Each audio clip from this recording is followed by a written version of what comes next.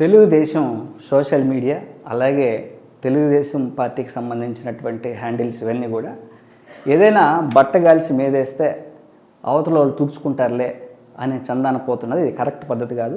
నిజాలు తెలుసుకోవాలి.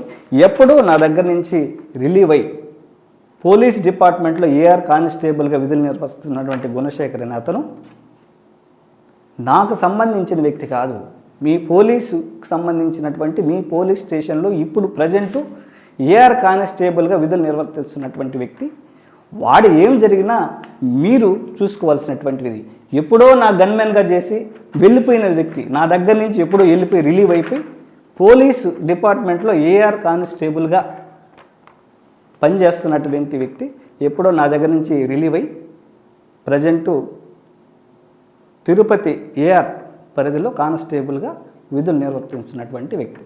అంతేగాని ఎప్పుడో నాకు పనిచేసి నా దగ్గర నుంచి వెళ్ళిపోయినటువంటి వ్యక్తిని కూడా నాకు ఆపాదించడం కరెక్ట్ కాదు. తెలుగుదేశం పార్టీ అధికారంలోకి వచ్చే ముందు మేము రాష్ట్రంలో గంజాయి, డ్రగ్స్ వీటన్నిటి మీద 100 రోజుల్లో ప్రక్షాళన చేస్తామన్నారు.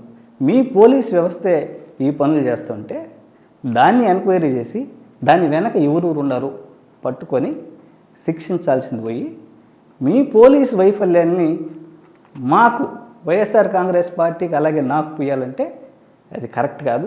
నేను ఈరోజు అమిత్ షా గారికి అలాగే ప్రైమ్ మినిస్టర్ గారికి అన్ని వ్యవస్థలకి నేనే దీని మీద లోతుగా విచారణ జరగాలని నేను ఈరోజు లెటర్ రాయబోతున్నాను. దీని మీద బహిరంగ చర్చకు సవాలుకు నేను సిద్ధం. మీ తప్పుల్ని మీ వైఫల్యాల్ని వైఎస్ఆర్ కాంగ్రెస్ పార్టీ కంటగట్టాలంటే చూస్తూ ఊరుకోం. ఖచ్చితంగా దీని మీద నిజాలు బయట రావాలి. ఎవరెవరు దీన్ని అనుకున్నారు బయట రావాలి. ఎవరెవరో పెద్దల హస్తం ఉంది, ఎవరెవరు పోలీస్ వ్యవస్థల ద్వారా ఈ పనులు చేస్తున్నారు అనేది ఖచ్చితంగా బయటకు రావాలి. ఖచ్చితంగా వాళ్ళకి శిక్ష పడాలి. ఖచ్చితంగా దీని మీద ఎంతవరకైనా పోరాడతాం.